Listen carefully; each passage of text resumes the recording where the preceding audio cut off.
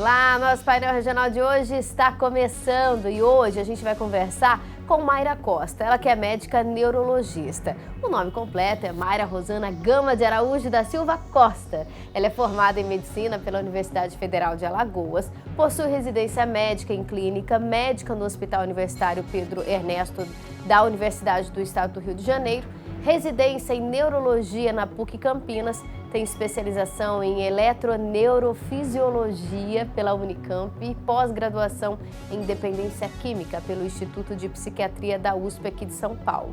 Atualmente ela trabalha como médica cooperada da Medical na especialidade de neurologia médica desde 97.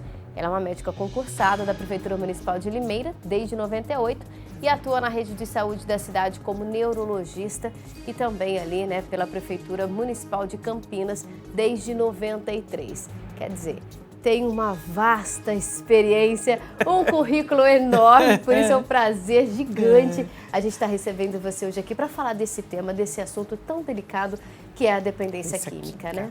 Sim, para mim é um grande prazer enorme, a gente tá, como médica, a gente está trazendo essa informação, levando essa informação. Eu aprendi, eu digo, não só pela especialidade neurologia, a gente trabalha muito com a questão de comportamento, E aí eu conheci a doença dependência química através da Pastoral da Sobriedade, que é um grupo de autoajuda da Igreja Católica que foi criado, ele nasceu por causa dessa problemática, da questão da doença dependência química, pelos familiares, pelos dependentes, Então eu digo que eu me apaixonei por esse tema e aí foi quando eu fui fazer a pós-graduação na USP, Atuo bastante, não só na questão social, em comunidades terapêuticas, no consultório também, na rede pública, Porque é uma doença, como você falou na apresentação, é uma doença que hoje afeta todas as camadas da sociedade,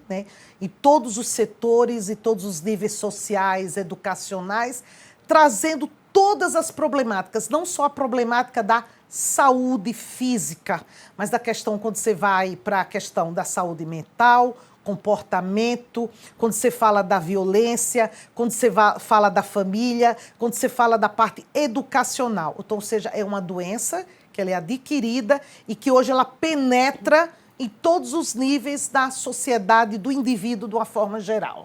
E a gente precisa, de multidisciplinas aí para a gente tratar, na verdade, essa doença, porque quando a gente fala de drogas, tráfico de drogas, a gente pensa logo em segurança pública, mas sozinha não dá conta, porque são duas frentes ali. Tem o traficante, que esse sim precisa ser punido, levado ali na penalidade da lei, mas tem o usuário, que esse é um dependente, é um doente, ele precisa de tratamento. Ele adquiriu a doença, independente de como ele adquiriu, O que foi que aconteceu na vida desse indivíduo, da mulher, o que levou ele a conhecer a droga, ele usar e se adquirir a doença. Porque nem todos que experimentam adquirem a doença, Então, quando a gente só fala na doença dependência química, como toda doença, a gente também tem que enfatizar o tratamento, sim, naqueles que já adquiriram a doença, que é aquele que tem a doença, seja ela numa fase leve, moderada ou grave, como qualquer doença, o indivíduo ele tem a sua fase, pode chegar àquela fase. É uma doença crônica, que ela cronifica, ela não tem cura, mas ela tem tratamento. O indivíduo ele pode estabilizar a doença, a sua doença. Mas aí quando você fala em toda doença, de uma forma geral, você fala no tratamento, no controle, mas você tem que falar na prevenção. Porque quando o indivíduo adquiriu a doença, então você quer pensar só no tratamento. Então você visa, teoricamente, só o tratamento ou a prevenção de que ele não recaia quando ele está em controle. Mas aí você fala assim, e a prevenção? Para essa doença também vale a máxima, melhor prevenir do que remediar. Sim, na grande maioria, Na grande maioria das doenças hoje, ou nas doenças sejam elas mais simples ou complexas, vale muito a prevenção. Por exemplo, o indivíduo que ele tem hipertensão, Tudo bem, hipertensão ela pode ser familiar, pressão alta, né? Ela pode ser familiar, o indivíduo adquire ela ao longo do tempo, desenvolve, mas aí ela tem controle. Você toma medicação, você faz dieta, você faz atividade física, né? Você mantém aquela doença controlada. Se você não controlar a hipertensão, ela vai ter o quê? Complicações. Aí você pode ter infarto, problemas renais, AVC, que é o derrame. Então, quer dizer, é uma doença que ela pode evoluir. Então, a dependência química, ela está nesse patamar. E quando a gente fala em dependência química, né, a gente sempre imagina, muitas pessoas que talvez não têm uma noção que isso realmente é uma doença, acredita que é um vício, quando ela quiser a pessoa para. Quais são os fatores que a gente pode hoje pontuar? Existem até algumas lendas aí, né, se assim a gente pode dizer, que alguns tipos sanguíneos têm a tendência de viciar mais rápido do que as outras, que o vício talvez pode ser hereditário. Eu queria que você explicasse para a gente quais são os fatores ali que pode levar uma pessoa a entrar nessa doença da dependência química. Claro que a partir do momento que a pessoa experimenta ali qualquer tipo de droga, ela já está suscetível a se tornar um viciado ou não? Não. É assim, ó, a doença dependência química, quando você fala ela de tratamento, é um tratamento complexo. E quando você vê ela para você fazer a prevenção, você dar informação, você também é uma doença para você não adquirir os fatores de proteção, digamos que eles sejam complexos também, porque não basta o indivíduo experimentar que ele vai se tornar um dependente de forma nenhuma. Né? Nem todos, a grande maioria que experimentou, ele se tornou dependente, porque aí você fala de fatores de risco e fatores de proteção. Todos nós, de uma certa forma, nós podemos, todos nós, para tudo, nós temos nossos fatores de risco, fatores de proteção. O que a gente chama de fator, vamos dizer assim, de proteção quando a gente fala para doença, dependência química, para essas questões comportamentais? A educação, a família, a religiosidade, seguir regras sociais, né? Dar valor à escola, ao trabalho, né? Assim, uma questão que, pra gente, eu digo assim, eu vou fazer 57 anos, né? Na minha época, vamos dizer assim, quando eu fui educada, eram coisas que eram normais, Comuns, já eram comuns, né? A hierarquia familiar, né? Então eram conceitos de você, na escola, o respeito, aquela que a gente chama assim, antigamente dizia, aquela família descontrolada, hoje a gente chama família funcional ou família disfuncional, né? Aquela família que se perde no comportamento, onde não se há respeito. Então a criança, ela vai aprender aquilo, né? Ela não vai conhecer. E aí, se ela não tem aquela base, vamos dizer, formada, ela não tem a religiosidade, que é a crença, é a fé, porque aí você também está falando de hierarquia, não é igreja, você está falando de uma fé, de uma religiosidade, você também, aí você fala de hierarquia, Sim. né? E aí você leva isso para a sociedade, quando você respeita um sinal de trânsito, quando você respeita uma faixa, quando você respeita um idoso, quando você respeita um animal, você está falando de respeito, você está falando é uma educação. Para mim, tem coisas que elas são tão óbvias que elas não precisariam ter conselho do idoso para proteger o idoso. Porque para mim é óbvio o idoso ser respeitado. E hoje a gente, infelizmente, vê essa inversão, né, total na sociedade, principalmente entre os jovens e adolescentes. Nós vimos aí, passamos há pouco tempo, né, aquele desespero total dos pais com as crianças nas escolas por conta das invasões, mas se a gente puxar um pouquinho no nosso histórico, a gente vai ver que esse problema nas escolas, ele vem acontecendo há muito tempo. Não respeitam mais os professores, né? Você vê que ali não existe nenhum tipo de respeito. Na minha época também, se eu desrespeitasse o professor, minha mãe, ela acharia um jeito de me fazer nunca mais fazer isso. Então, essa hierarquia, e aqui, assim, não é ser autoritário. Não, é respeito, não é um né? autoritarismo. Isso também é uma coisa que não funciona na família.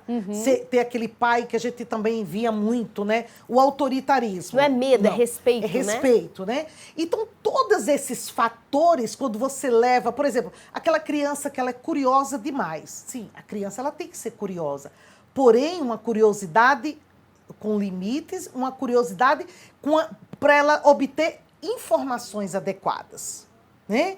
É aquela criança que tem, que às vezes isso já nasce, vou dizer, essa questão comportamental, ela tem muita questão de caráter, genética, toda essa questão. Aí tem aquela criança, aquele adolescente que tem um comportamento desafiador, do limite ou não limite. Mas então, aí essa criança e esse adolescente, ele tem que ser identificado, porque ele tem que ter acompanhamento, né? Ele não pode ser levado, aquela criança mal educada. Não.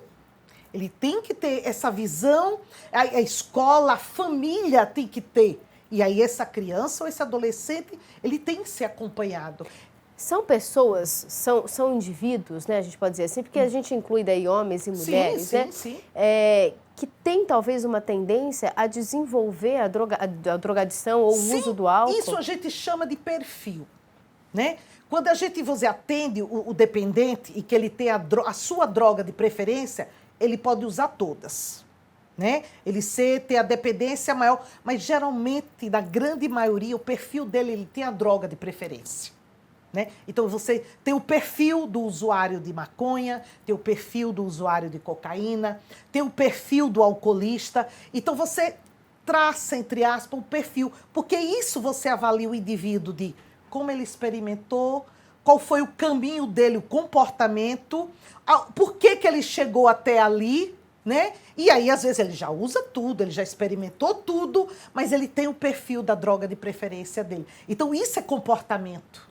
Por isso que é uma doença não é só você dar o remédio, internar e fazer isso e estar tratado, não. Porque muitas vezes você tem que buscar lá atrás. Para saber onde isso começou. Isso, onde isso começou, o que levou e aonde você pode trazer esse indivíduo de volta, né? Por isso que Muitas vezes é uma fuga, né? Sim, pode ser. Pode ter entrado ali nesse caminho para tentar uma fuga. São lapsos. A gente quer ver uma coisa, a gente fala assim muito, a grande maioria dos alcoolistas, que são os alcoólatras, vamos dizer assim, aqueles que têm a dependência do álcool, a grande maioria eles têm depressão. E eles não admitem. A maioria são homens. Eles não admitem que ele tem depressão. E às vezes a coisa começa, sabe aquela história de, deixa eu tomar uma, eu tô bem, tomar uma para relaxar. Se você tá bem, né? Você tem os seus fatores de proteção familiares, o emprego, família consolidada, né? Isso tudo, você frequenta a igreja, né? Você tem o trabalho, você tem aqueles fatores de proteção, eles estão mais elevados. Então, às vezes, você pode tomar um porre, você o quê? Mas é difícil esse caminhar, essa descida para dependência, vamos dizer assim. Mas, se você não tem esses fatores de proteção seu, eles estão baixos, né? A família está terrível, o emprego, a questão social, a questão educacional, aconteceu isso, aconteceu aquilo, a esposa adoeceu, aquela coisa, um monte. Aí o uso da substância, ele pode ser um caminho para afogar as mágoas. Né? Isso, anestesiar, exatamente isso. E aí quando o indivíduo está bem suscetível, né? Ele como um todo, ele está suscetível, qual a mensagem que o cérebro manda? Isso é legal, isso é bom, isso faz bem.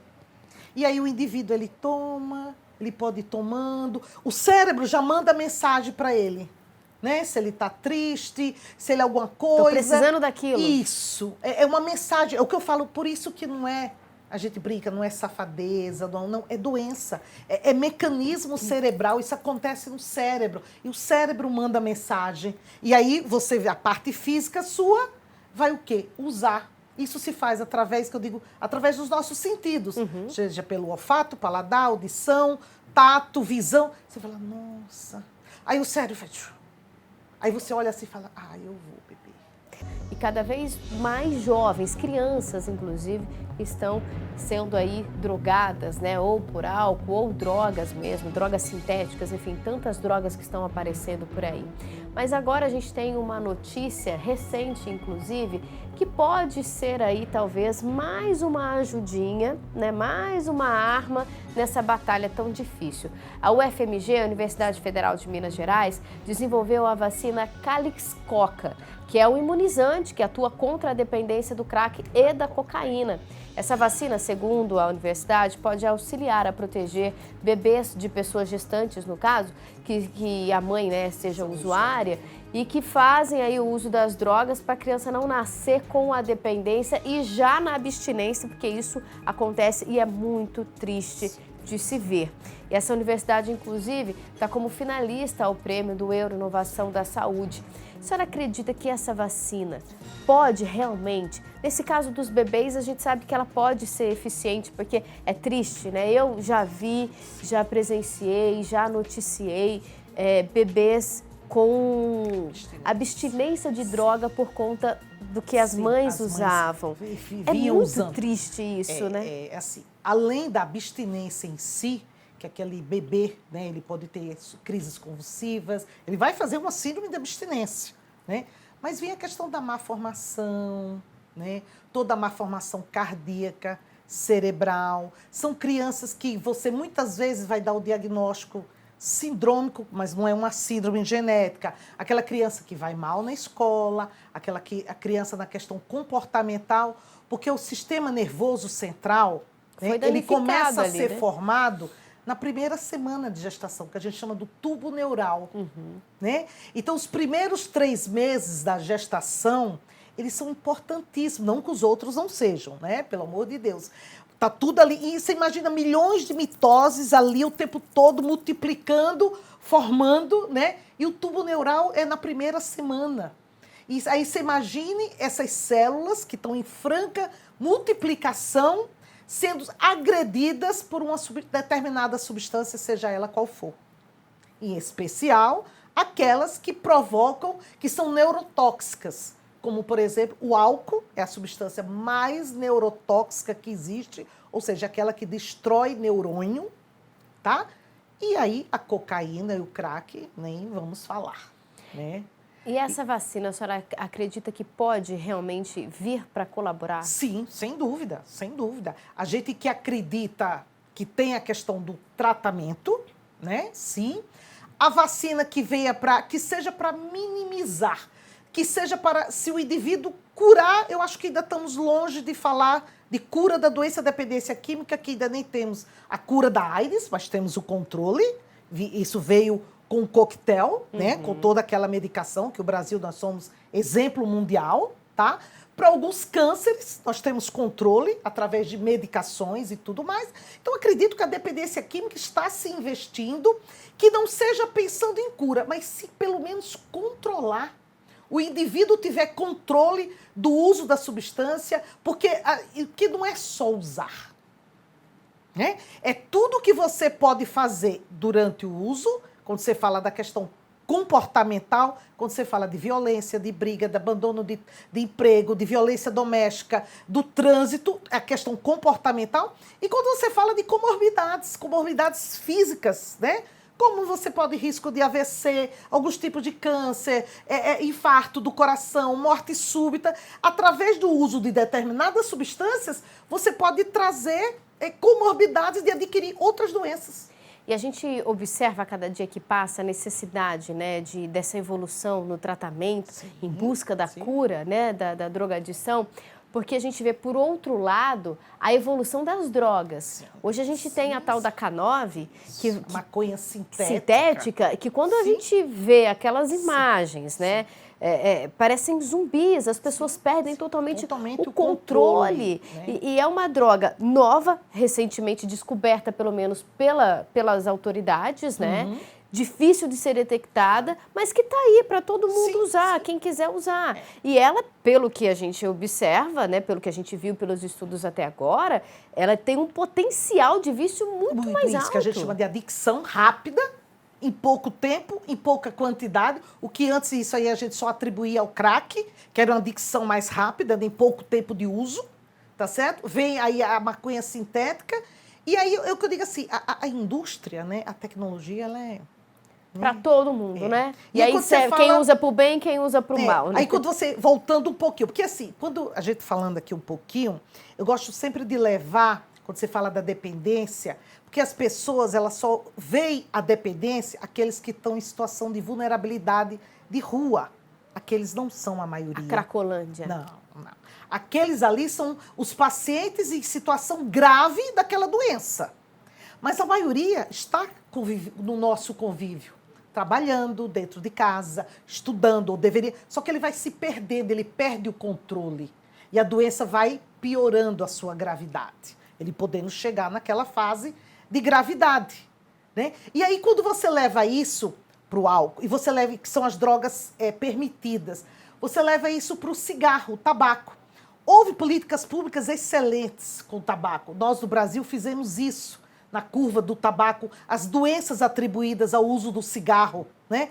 E aí, o que a indústria criou? Cigarro eletrônico. Né? A chupeta do viciado, então, né? Então, assim, são coisas que eu acho que isso é uma questão mundial que vamos ter que estar atentos o tempo todo, né? A questão das anfetaminas. Antes você dava nome 2, 3. Hoje existem milhares de anfetaminas no mercado. Né? Os opioides. E os opioides, que foram o quê? Década de 60, né? Quando começou a usar, existem medicações derivadas de opioides, né? Então, uma gama muito grande. Então, assim, quando a gente fala dessa doença, a gente tem que visualizar o tratamento, sim, sem dúvida nenhuma, o controle de quem já tem aquela doença, já adquiriu aquela doença, mas, gente, a gente tem que pensar na prevenção. A gente tem que pensar na prevenção. Porque justamente do mesmo jeito que vai acontecendo novas drogas, entrando no mercado, aparecendo novas, mais potentes e tudo, quem vai ter acesso a isso não sou eu, não vai ser você, na nossa faixa etária. Quem vai ter acesso a essas drogas novas são as nossas crianças e nossos adolescentes, que vai ter acesso total a isso. Por isso que a gente precisa trabalhar essa prevenção, né? E eu acho que evitar que tenham contato, né? É a preocupação de todas as mães. Eu vou ser mãe daqui 3 meses e meio, e a preocupação que a gente tem entre tantas outras é realmente esse cuidado para que os nossos filhos não se percam, né, nesse caminho que muitas vezes acaba sendo um caminho que leva ou à morte, ou a cadeia, ou a vida ali, né, como uma pessoa sem perspectiva nenhuma, né, como aquelas pessoas que a gente vê da Cracolândia, enfim. Fora a família que sofre, só quem teve um dependente químico ou quem tem um dependente químico na família sabe o quanto é dolorido para a família dia após dia ali. Então, de fato, essa prevenção é a maneira melhor que a gente tem de construir essa barreira de segurança. Mais eficaz. E para a gente, vamos retomar aqui os cuidados, para quem perdeu o começo do programa, a gente falava de prevenção e a gente pode trabalhar em pilares, né, essa prevenção. E temos que ter todos eles ali, ó, ali, como soldadinhos, né? Proteção ali, soldadinhos atentos ali para evitar que a gente tenha essa invasão, né? Vamos recapitular quais são eles. Espiritualidade, né? Família, respeito, obediência às, vamos dizer assim, às regras sociais, que não adianta, às vezes eu digo assim, mas tem regras que são chatas? Tem, lógico que a gente tem. Mas se não fosse para a gente viver em sociedade e obedecer regras, viveríamos cada um na sua ilha, isolados. Então, mas a gente fazendo o que quisesse. Fazendo o que quisesse, mas a gente vive em sociedade. Então, nós temos regras a cumprir, né? Então, a obediência dessas regras, ter esse entendimento do comportamento, né? A gente vai ter que ter lazer, acesso a lazer, acesso à educação, né? Acesso a boas condições sociais, de uma vida digna, né? Para a gente não querer, o adolescente não querer procurar de uma outra forma. Tá? E o respeito, né? Essa família. Não, porque quando você fala família, hoje não é só dizer que teu pai e a mãe, não. Quantas mulheres são arrimos de família e ela e a avó que criam os filhos. Mas é essa hierarquia familiar, a obediência de uma forma, né? Os estudos, obedecer. Se você sai, obedece às suas regras familiares, muito provavelmente, se você vai à escola e você está na rua, você também vai obedecer. Você vai seguir essas regras sociais de uma forma mais tranquila, né? Então é isso, é aquela educação de uma forma geral. Ou seja, um dos grandes investimentos que temos que fazer é a educação. E a gente vê, infelizmente, essa desconstrução acontecendo a cada dia que passa.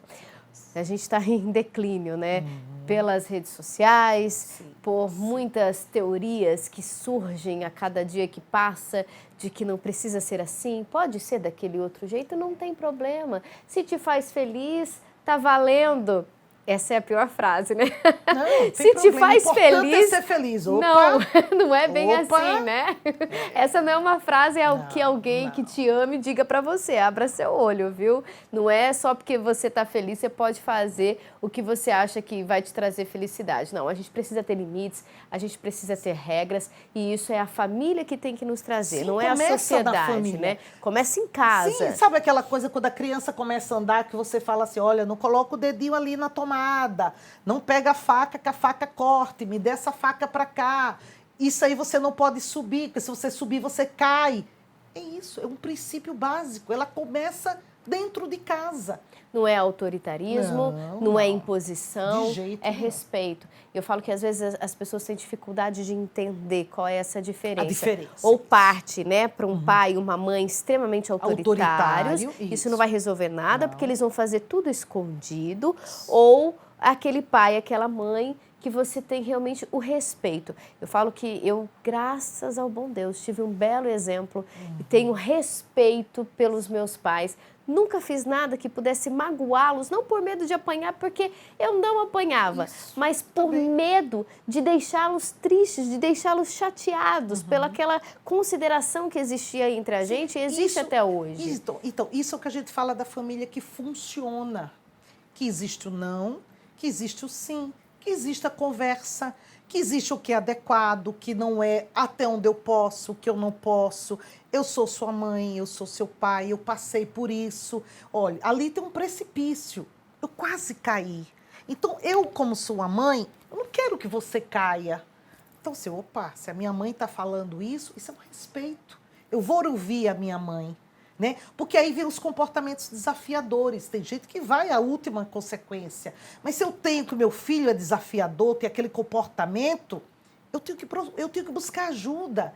Né? Eu não posso pensar, é fase, depois ele melhora. Não, a gente tem que procurar essa ajuda, saber o que está acontecendo.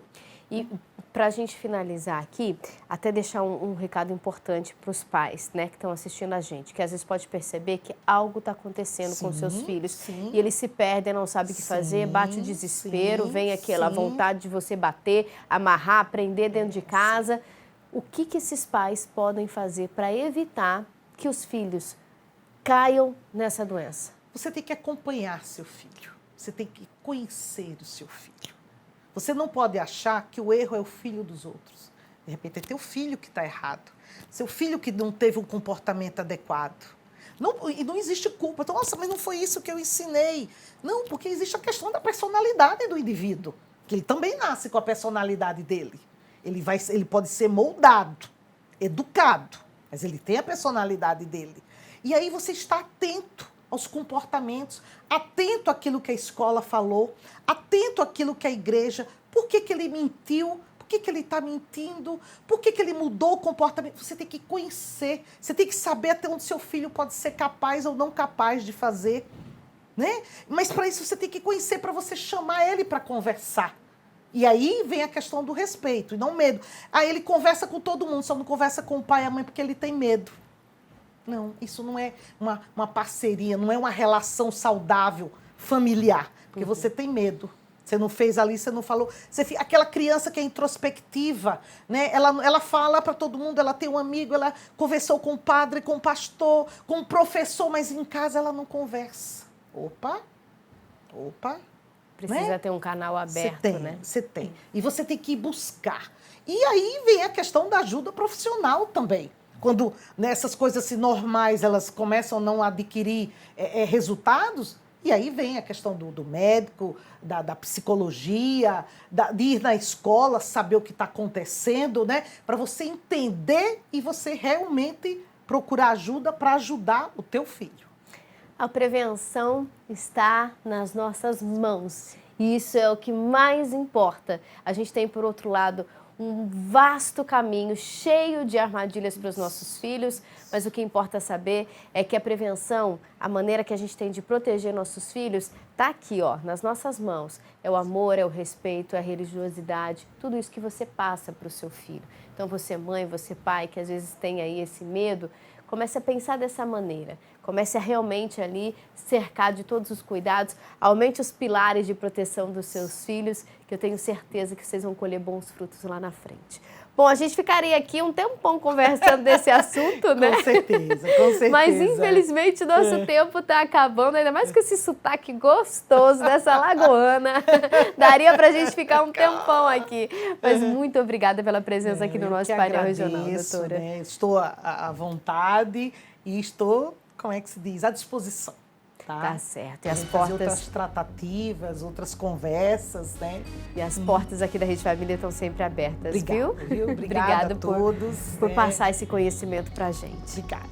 Para você aí de casa, muito obrigada pela sua companhia, pela sua audiência. A gente volta a se encontrar no próximo painel regional. Até lá.